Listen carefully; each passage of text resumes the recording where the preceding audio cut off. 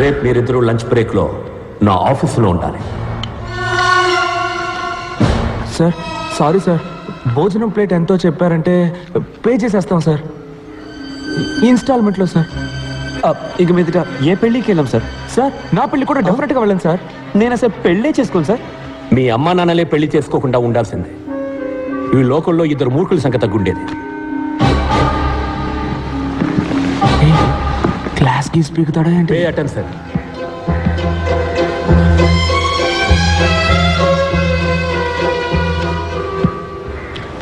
ఇది మీ ఫ్రెండ్ పంచబట్ల సారంగపాణి నాన్నగారి monthly income 2.5 కోట్లు.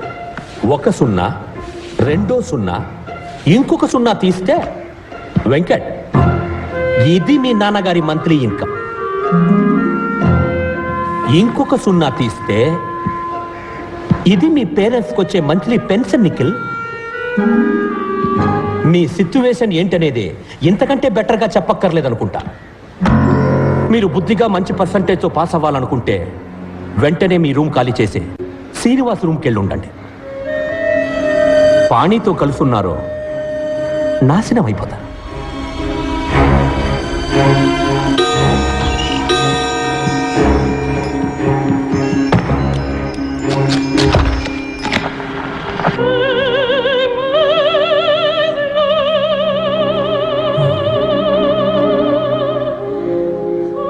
ఏంటన్నా సేవ్ చేసుకుంటారా?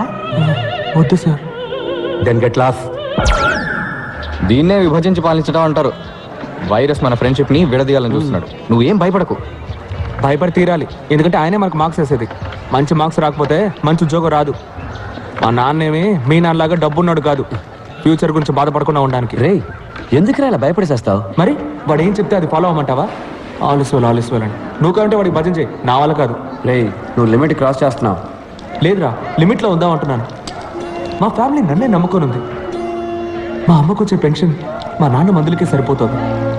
50 సవలైనా లేకపోతే మా అక్కకి జీవితంలో పెళ్లి అయ్యేలా లేదు. మా అమ్మ మంచి చీర కట్టుకొని 5 ఏళ్ళు అవుతుంది తెలుసా? మదర్ తెరీసా జీవితాంతం తెల్ల చీర కట్టారంట తెలుసా? మా ఫ్యామిలీ కష్టాలు మీకు కామెడీగా ఉంది కదా? రే నిఖిల్, మనం చదువుకోవాలి, పాస్ అవ్వాలి నిజమే. అందుకని మార్క్స్ కోసం మంచి జాబ్ కోసం చదివే ప్రయోజనం లేదురా. చదువు అనేది జ్ఞానాన్ని పెంచుకోవడానికే. గెలుపు వెనకాల పరిగెత్తకు. నీకు నచ్చిన వృత్తిని ఎంచుకో, అందులో నువ్వు బెస్ట్ అనిపించుకో. సిన్సియర్గా పనిచేస్తూ ఉండు. గెలుపు ఆటోమేటిక్గా నీ వెంట వస్తుందని స్వామీజీ చెప్పారు. ఏ స్వామీజీ చెప్పాడు? పాణియానంద స్వామీజీనా? ఏంటి మెసేజ్లు ఇస్తున్నావా? రే నిఖిల్, రే నిఖిల్, టెన్షన్ పడకరా, మనం తప్పకుండా పాస్ అవుతాం. Nothing is impossible. Nothing is impossible. ఇదిగో నేను మళ్ళీ ఇందులోకి ఎక్కించు. Nothing is impossible. ఇది ఎలా? బ్రిటిష్ వాళ్ళ నుంచి తప్పించుకున్న ఇండియా మన పొలిటీషియన్స్కి దొరికిపోయినట్టు నిఖిల్ మాకు దూరంగా ఉండాలనుకుని శ్రీనివాస్కి బలైపోయాడు. శ్రీనివాస్ని మేమంతా సైలెన్సర్ని పిలిచేవాళ్ళం. ఎందుకంటే జ్ఞాపక శక్తి పెంచుకోవడానికి జ్ఞాన శుద్ధి చూర్ణమని అదేదో తెగ తింటుండేవాడు. అది తినేసి వాడేసే సైలెంట్ బాంబ్ స్మెల్ ఉందే, హబ్బబ్బా, దానికన్నా డ్రైనేజ్ కంపే బెటర్.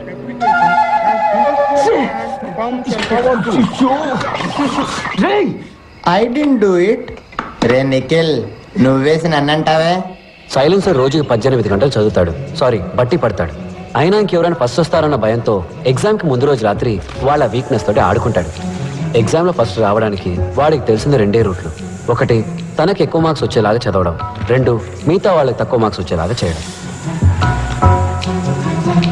సైలెన్సర్కి బుద్ధి చెప్పడానికి, నిఖిల్ని కాపాడడానికి పాణి ఒక ప్లాన్ వేశాడు. మన కాలేజీ ప్రిన్సిపల్ సంస్కరించడంలో రారాజు. సంస్కరించడం అంటే ఏమిటి? అర్థం తెలుసా? చెప్పు. అర్థం తెలియకపోయినా నేను బట్టి పట్టుకెళ్ళను, చెప్పు. అయితే పట్టు. ఆ సంవత్సరం టీచర్స్ డే ఫంక్షన్కి శ్రీనివాసే వెల్కమ్ అడ్రస్. వైరస్ని ఇంప్రెస్ చేయడానికి అచ్చ తెలుగులో స్పీచ్ రాసిమ్మని లైబ్రరీయన్ బోస్ని అడిగాడు.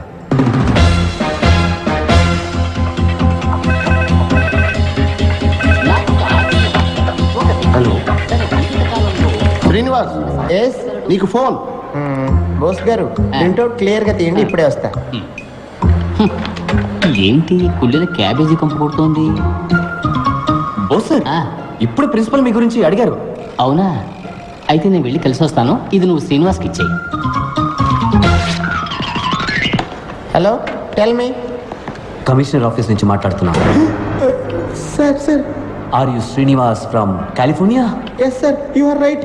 నువ్వేదో రాడికల్ విద్యార్థి సంఘానికి చెందిన వాడివని, నీ హాస్టల్ రూమ్ లో రహస్యంగా విస్ఫోటక మూటలు తయారు చేస్తున్నావని మాకు ఇన్ఫర్మేషన్ వచ్చింది. విస్ఫోటకపు మూట? అదే మ్యాన్, బాంబ్. అది కూడా సౌండే లేకుండా పేలుతుందంటగా. No sir, I can't. నటించక మ్యాన్. నిన్ను స్టేషన్కి తీసుకెళ్లి నీ బొక్కలు ఎరగదీసి మక్కలు ఎరగదంతే అన్ని నిజాలు ఆటోమేటిక్ గా బయటకు వచ్చేస్తాయి. Sir no sir, it will pain sir. Silence ని నేను మాటలో పెట్టాను, కానీ వాడి స్పీచ్ లో కొన్ని పదాలు మార్చేశాడు. ఉదాహరణకి సంస్కరించడం అనే పదాన్ని బలాత్కరించడంగా మార్చేశాడు. ఎక్స్క్యూజ్ మీ సార్, పిలిచారట? ఎవరు నువ్వు? Bose, librarian, permanent staff sir. Congratulations.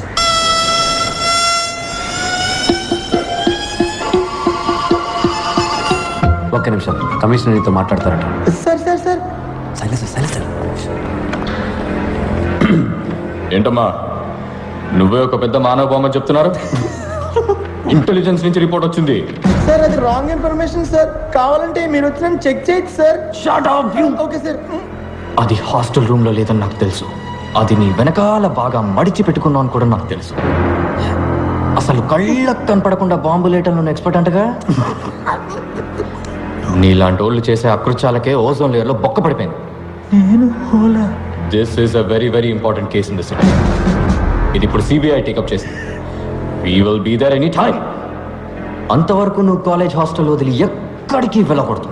మీరు ఎవరో అనుకుని నాకు ఫోన్ చేసి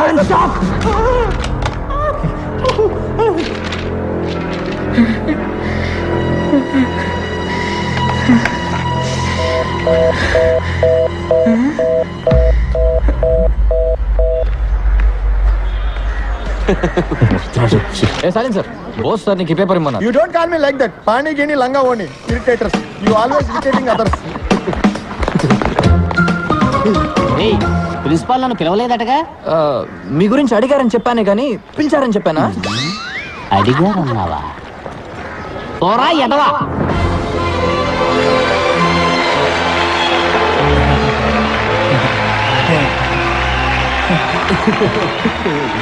మాన్యశ్రీ మంత్రివర్యులకు, గౌరవనీయులైన ఉపాధ్యాయులకు, విద్యార్థిని విద్యార్థులకు హృదయపూర్వక వందనాలు. గత వారం ఇండియా టుడేలో ప్రచురించిన ఉత్తమ యంత్ర నిపుణుల కళాశాల పట్టికలో మన కళాశాల ఇండియాలో 7వ స్థానంలోను, ఆంధ్రప్రదేశ్లో మొదటి స్థానంలో నిలిచింది. ఇంతటి గౌరవానికి ఒకే ఒక్కరు కారణం. వారే మన సంచాలకులు శ్రీ విరూపాక్ష సుందరం గారు.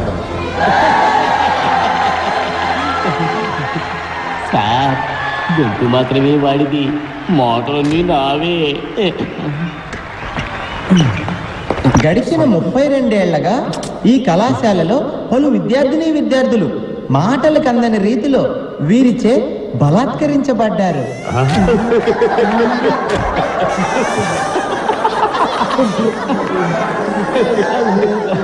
సంస్కరించడం బలాత్కరించడం నేను మార్చా. ఇంకా ఎంతో మంది వీరిచే బలాత్కరించబడ్డారు. నాకు ఒక ఆశ్చర్యం. ఒక మనిషి తన జీవిత కాలంలో ఇలా ఎంతమందిని బలాత్కరించగలడు? అంత బలమా? తన యుక్త వయసు నుంచే పలు రకాల పుస్తకాలు బట్టి పట్టి పలు విషయాలు సంగ్రహించి వారిని దీనికోసమే బలిష్టంగా తయారు చేసుకున్నారు. మనమందరం వారినే ఆదర్శంగా తీసుకుందాం. ఈ రోజు ఇక్కడ విద్యార్థుల్లో ఉన్న మనం రేపు ఏ దేశమేగినా ఎందుకు కాలిడినా వీరిలానే బలాత్కారములు చేయగలమని ఇప్పుడే ప్రమాణం చేద్దాం.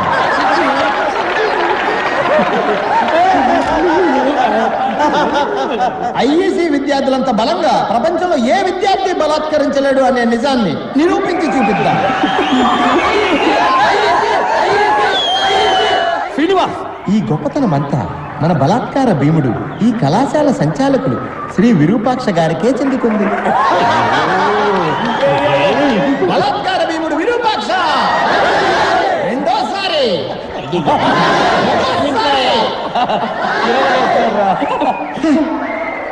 ఆ తర్వాత మన ప్రియాతి ప్రియమైన రతి క్రీడా మంత్రి గారు ఛీ, రతి క్రీడ అంటే సెక్స్ కదా. ఆ, రతి క్రీడే ఈయన ఊపిరి. చూసా క్రీడ రతి క్రీడ అయింది. రతి క్రీడ కోసం అత్యున్నతమైన వక్షాలు కలిగిన వారు వీరు. లక్ష్యం వక్షం అయింది. వక్షం ఏంటి లేడీస్ ఎదురా బుర్రతక్కువ మధ్య ఏంటి వీడు భాష ఇంత అసహ్యంగా మాట్లాడుతున్నాడు. ఏ రతి క్రీడా మంత్రి వర్య, మీ వక్షాలను మా బలాత్కార భీముల వారు ఎల్లప్పుడూ గమనిస్తూనే ఉంటారని తెలుసుకోండి.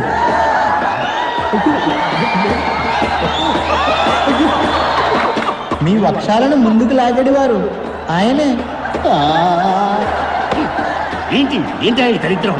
అతి త్వరలో జనులందరి ముందు మీ వక్షాలను ఈయన బలాత్కరిస్తారనటంలో ఎటువంటి సందేహము లేదు.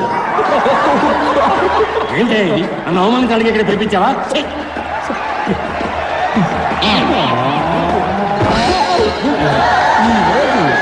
మన అధ్యాపకులకు దినం.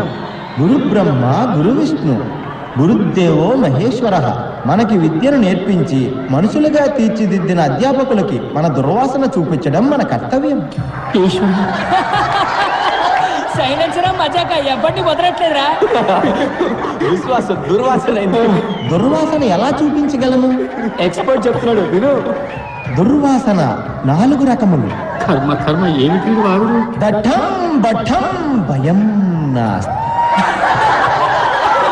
ప్రియాకారం అల్పఘోరం.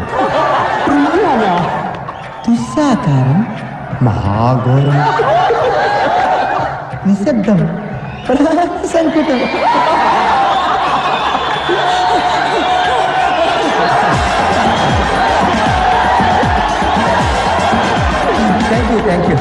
Thank you very much sir. What wrong I did sir? Sorry sir, anything wrong? అర్థం తెలియక బట్టి పడితే ఇదే జరుగుతుంది. ఈ రోజు నువ్వు పట్టే బట్టి 4 సంవత్సరాలే కాపాడుతుంది, అని తర్వాత 40 సంవత్సరాలు నువ్వు బలాత్కరిస్తూనే ఉంటుంది.